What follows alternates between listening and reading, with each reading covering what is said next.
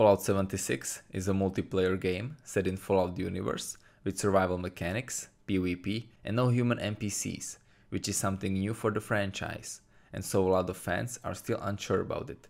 After playing Fallout 76 beta, I wanted to take a closer look at what can this game offer to fans of older games. Now it all really depends on what you like about Fallout, and that is why I decided to split this video into two parts. First one will be for fans of Fallout 3 and New Vegas, and second part for players that prefer Fallout 4. I think that there is a slightly different fan base for these games, and I didn't want to just lump them all together. I will be mainly focusing on each game's strength and what made them good. For example, Fallout 3's and New Vegas storytelling or Fallout 4's shooting mechanics, and compare them to Fallout 76. But I also don't want to repeat myself, so things that all three games share, like a great world to explore, will be talked about in the first part. Oh, and if you prefer Fallout 1 and 2, well, then you should probably take a look at Wasteland 2 or Pillars of Eternity for your isometric RPG fix. Now without any further delays, let's begin.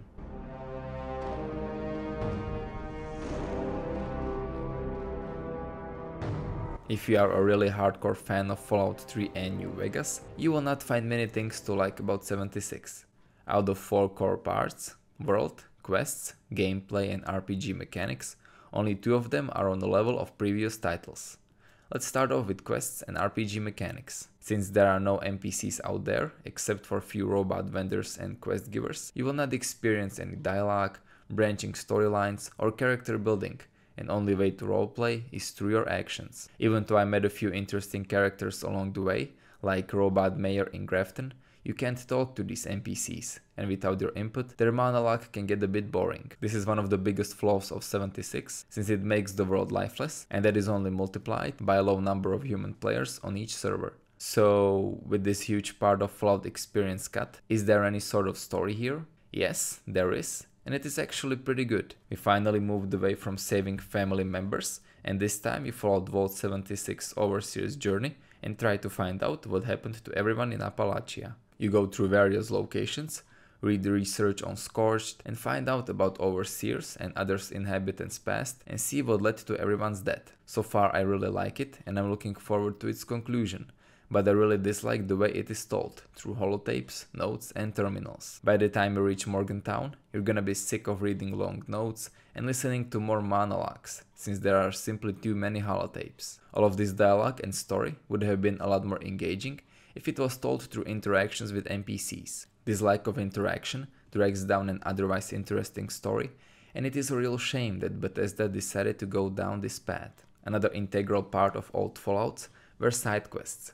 Here, in my 9 hours of playtime, I so far only encountered 2 good ones, and I hope that there are more of them. Most of side stories so far were pretty boring, and there isn't enough motivation to do other side activities. They are mundane and don't have any meaning other than rewards you receive for completion. When it comes to other RPG mechanics, there are no skills whatsoever, but you can still level up your special skills, and perks are still here in form of perk cards that are randomly rewarded to you every level, and they include things like higher lockpicking skill or ability to make junk weight less. But overall, the simplification of RPG mechanics that started in Fallout 4 is even more evident here. But let's move on from negative things and take a look at one of the biggest strengths of Fallout 76, and that is its world. Just like in previous Fallouts, Bethesda has managed to craft an interesting wasteland that is fun to explore, with tons of intriguing locations that you just want to check out. If I have to be honest, Appalachia looks even better than Mojave Desert and Capital Wasteland.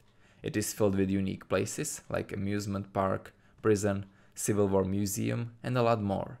This wasteland is the main hook of 76 and probably the biggest reason for buying it for fans of older games. If exploration of world was your favorite thing to do, then Fallout 76 might be for you. But like I mentioned, due to lack of NPCs, it can get a bit lonely and empty at times. Gameplay itself was also improved. Classic gameplay loop of shooting, looting and exploring is well done. You're constantly gonna have something to shoot at and find new locations to loot and explore. Shooting mechanics are a lot better than they were in New Vegas and miles ahead of Fallout 3, since thanks to reworked VATS system, you can no longer rely on it. with the return of weapon and armor degradation. It is also necessary to loot as much as possible. Now you can dismantle your equipment at workbenches and repair your stuff with materials you obtain. You can also discover new modifications by dismantling. Weapon and armor upgrading system is simple but rewarding, so you will try to upgrade your weapons as much as possible. In the end, it is hard to say if you're gonna like this game as a fan of Fallout 3 or New Vegas. Personally, as a huge fan of them, I did enjoy it,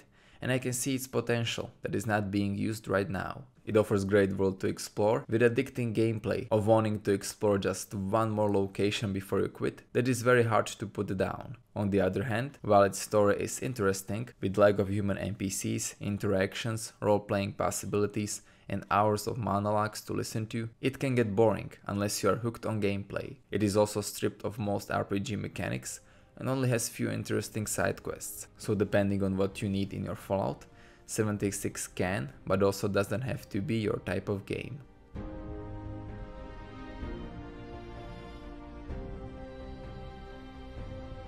And what about Fallout 4 fans?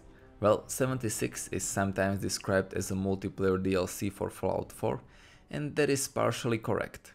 76 does look and play almost exactly like Fallout 4, with some polish.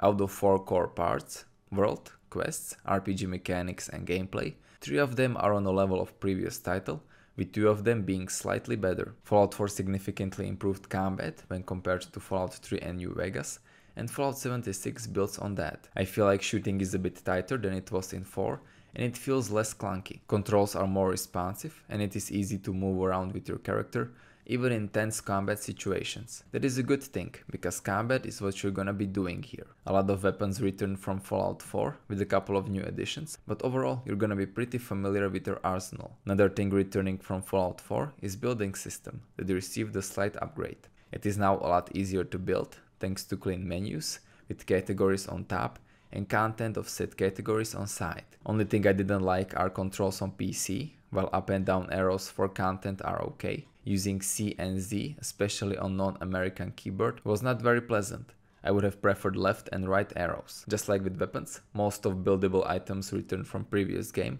but there are some new additions as well. So if you enjoy shooting and building, you're gonna get a lot of that with 76. But Fallout 4 also had NPCs, dialogue, and tons of interesting side quests, which is something that is missing at the moment. When it comes to RPG mechanics, in 4, they were already watered down, and 76 only continues this trend. Perk cards are kinda similar to how leveling up worked in Fallout 4, so you will get used to them without problems, but they are still simpler than RPG systems we had before. Fallout 4's Boston area was fun to explore, and until 76 it was my favorite wasteland. But now I think I might have a new personal champion. Like I mentioned before, wandering through Appalachia is 76's best part and biggest advantage over other similar multiplayer games. Overall, it has a lot to offer for Fallout 4 fans. It takes core mechanics like shooting, building and exploring and expands upon them. Unfortunately, it also removes good quests, NPCs and interactions in process, something very important to a lot of fans. Another thing I disliked is how similar it was to Fallout 4 visually. It uses same assets, weapons and enemies like we saw in previous game. Some people don't mind that and they just want more of the same, but for me it makes Bethesda look a bit lazy. Now I know that same can be said about Fallout 3 and New Vegas, but New Vegas expanded upon Fallout 3, while Fallout 76 feels more like a degradation when compared to Fallout 4.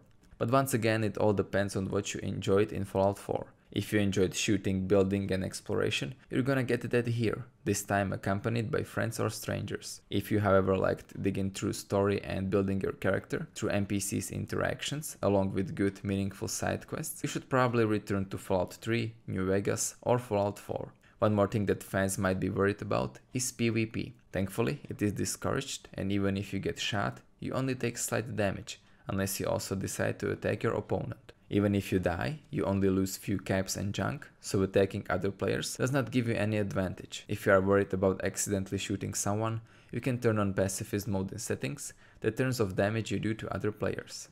In my playtime, I didn't met even a single person that wanted to engage in PvP, everyone was friendly, helped each other and explored Wasteland. So what is my final verdict? Well, I personally enjoy Fallout 76. It managed to hook me in with its simple gameplay loop of killing, looting and discovering. I played it solo and enjoyed my adventure through Appalachia.